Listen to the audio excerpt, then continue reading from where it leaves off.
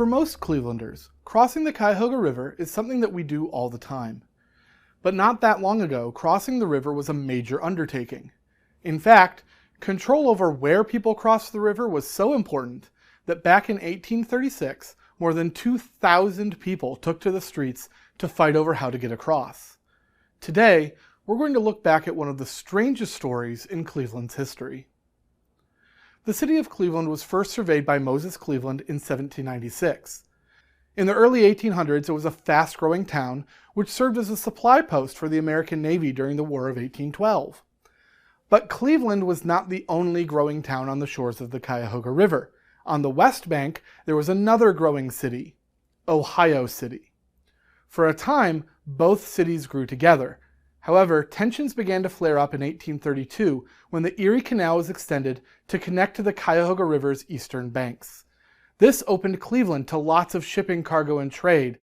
You could now transport these goods further west, but you still had to cross through Ohio City because the only way to get across the river was by a pontoon bridge which connected the two cities. However, it soon became clear that the pontoon bridge could not keep up. Pontoons are essentially a piece of bridge built on top of a large raft. They're difficult to maintain and can only accommodate a limited amount of traffic. Furthermore, they're susceptible to whatever the weather conditions are on the river itself. No one wanted to lose their valuable cargo if the bridge tipped over or was washed downstream. So, what to do?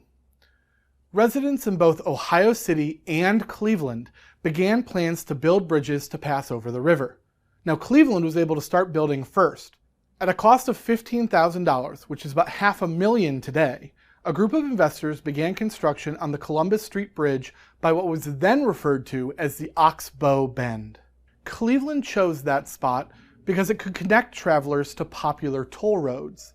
However, because it was so far south, travelers would largely be bypassing Ohio City entirely. The residents of Ohio City quickly realized that this was bad news. Losing that traffic would be an economic disaster. Before long, there were calls to build multiple bridges that would connect Ohio City, or build none at all. Both ideas were meant to preserve the status quo, and protesters in Ohio City rallied under the slogan, "Two bridges or none." Meanwhile, Cleveland remained determined to build its own single bridge. By the end of October, tempers began to boil over.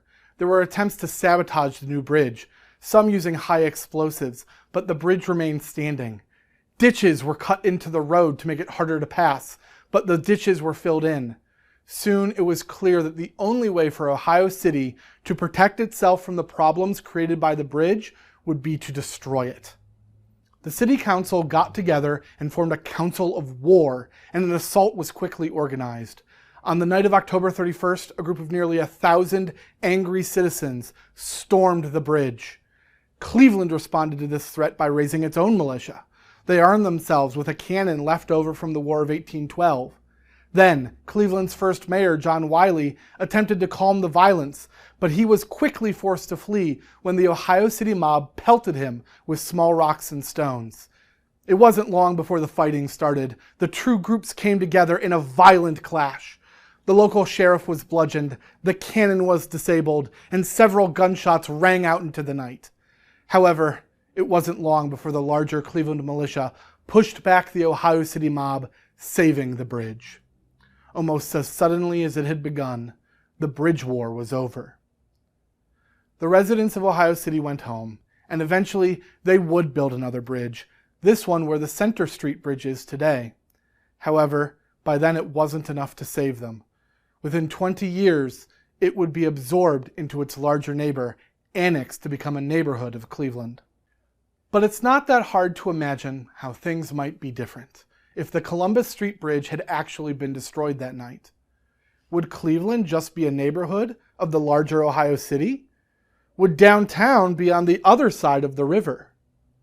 So the next time you're driving across the Cuyahoga, I encourage you to pause for a moment and remember the rallying cry, "Two bridges or none," and think about what might have been.